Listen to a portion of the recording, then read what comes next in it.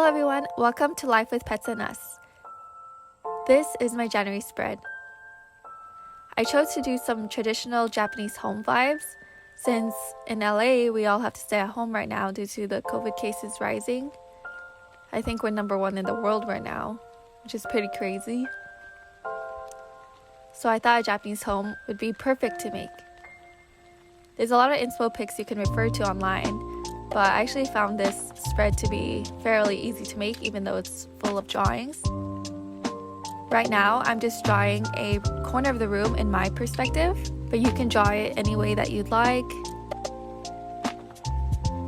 Next, I'm drawing the walls, which are these screens that help light flow through. I just think they are the most beautiful walls I've ever seen, and I would love to have some in my future house someday. Then I'm drawing the tatami mat layout. You can draw it however way you like, but I split it up as if it's 2 sections of a room. This part was really fun for me, and tatami mats are fairly easy to draw. Now I'm drawing a hanging cast iron pot over a sunken floor fireplace. A lot of modern day Japanese homes don't have these now. It's only the traditional homes. But I find that they're so cute.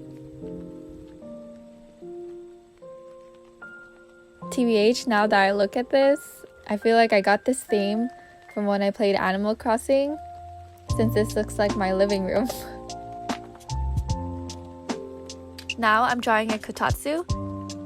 A kotatsu is basically a shorter table that can be used for multiple purposes since it has a heater underneath. So it's perfect for cold winter days, or you can remove the blanket in the summer days. Here you can chill, read a book or study, eat some good food, and even sleep underneath. You can think of it as if it's like a desk, dining table, and coffee table all in one. I chose the lightest beige that I could find, but it's not as light as I wanted. Some other ideas you could do is a futon bed. I think that would make a bedroom look super cute.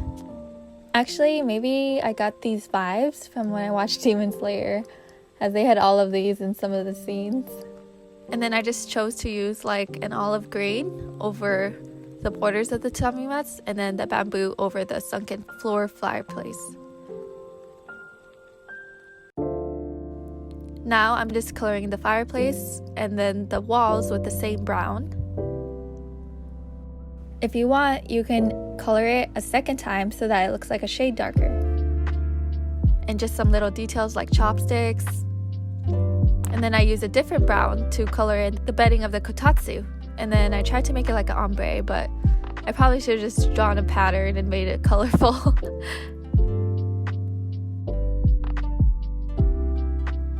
Now I'm making the top of the table look like walnut.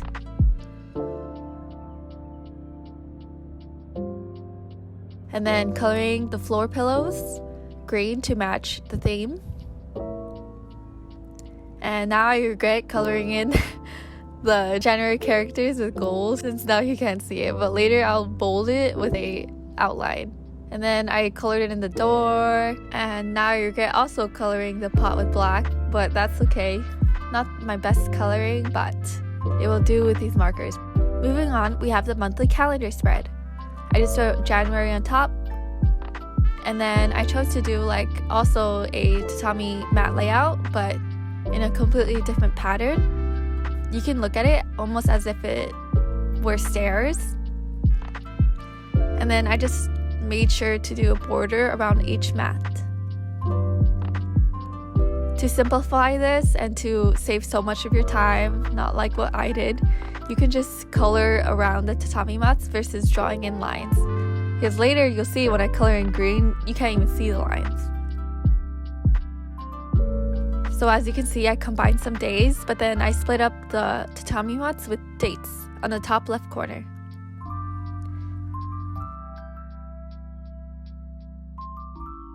You can barely see the lines I drew, but it was still worth the amount of time since I know that I would have messed up if I didn't use the lines. And then I just drew circles around each date.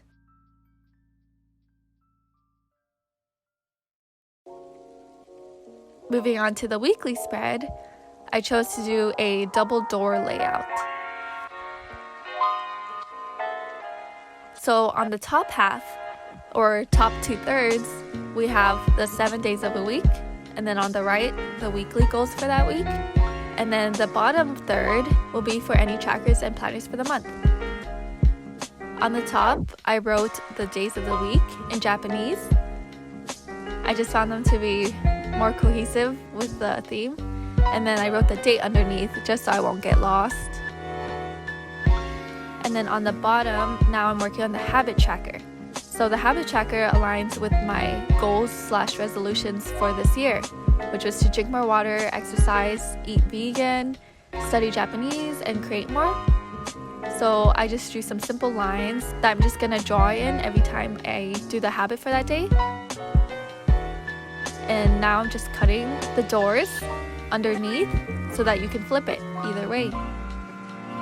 Now I'm working on a meal and exercise plan. I just drew a simple table with the 7 days of the week and breakfast, lunch, dinner, snacks, and exercise.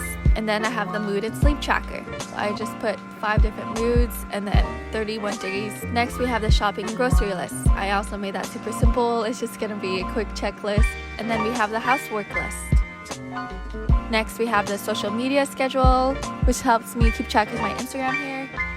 And then a project planner for my YouTube videos. The top half of the weekly planner is the priorities that I have for that day. So the tasks I have to absolutely complete, you can fit up to 5. And then underneath, I have the daily tasks that are not as important, but it's still a lot of small tasks that I have to remember. Time for the final flip through. I went for a traditional Japanese home vibe with a kotatsu and a rori. I used tatami mats for my monthly and my weekly spread. On the top, I have all of the tasks I have to do for that week for 4 weeks. And then on the bottom, I have all my trackers so that everything will fit in the least amount of pages as possible. This is so I can fit all 12 months into one book. I hope you enjoy this spread, as I will be continuing the double door layout in every month, as I loved it too.